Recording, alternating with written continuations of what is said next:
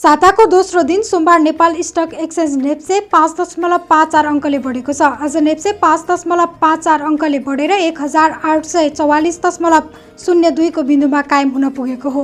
आइतबार नेप्से 28.31 अङ्कले घटेर 1838.48 को बिन्दुमा कायम हुन पुगेको थियो।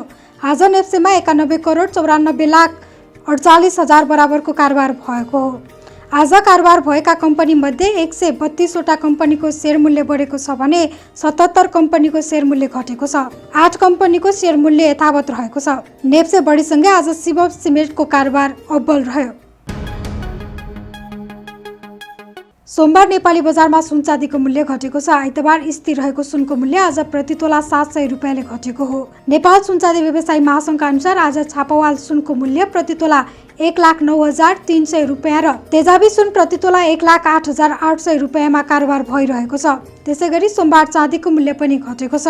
आज चाँदी प्रति तोला 1,430 रुपैयाँमा कारोबार भइरहेको छ।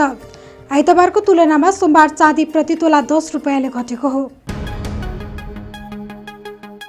नेपाल राष्ट्र बैंकले सोमबारका लागि विदेशी मुद्राको विनिमय दर तोकेको छ, जस अनुसार अमेरिकी डलर 1 को खरिद दर 130 रुपैयाँ 72 पैसा र बिक्री दर 131 रुपैयाँ 32 पैसा पुगेको छ। यस्तै युरो 1 को खरिद दर 142 रुपैयाँ 47 पैसा र बिक्री दर 143 रुपैयाँ 13 पैसा रहेको छ। राष्ट्र बैंकका अनुसार बेलायती पाउन्ड 1 को खरिद दर 162 रुपैयाँ 29 पैसा र बिक्री दर 163 रुपैयाँ 3 पैसा रहेको छ। सोमबार कालीमाटी फलफूल तथा तरकारी बजार विकास समितिले सार्वजनिक गरेको मूल्य अनुसार रातो आलु 27 रुपैयाँ प्रति केजी छ भने गोलभेडा 50 रुपैयाँ प्रति केजी रहेको छ। यसैगरी कालो अंगुर प्रति केजी 150, अनार 250 रुपैयाँ, हरियो अंगुर 100, एभोकाडो र किवी 400 प्रति केजी, अमला 120 रुपैयाँ केजी, केरा दर्जनको 150 रहेको छ।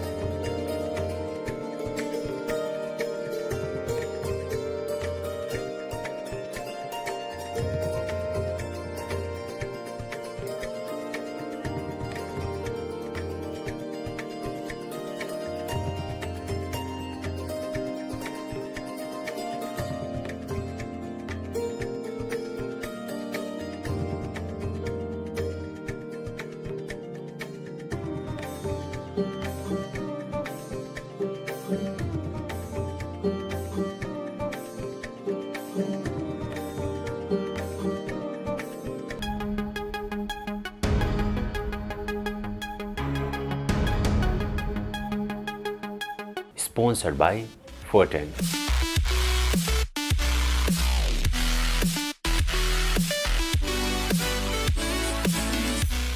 Supported by O2 Studio. उत्कृष्ट रेकर्डिङको लागि O2 स्टुडियो कपुधारा काठमाडौँ। सम्पर्क 98 62 25 58।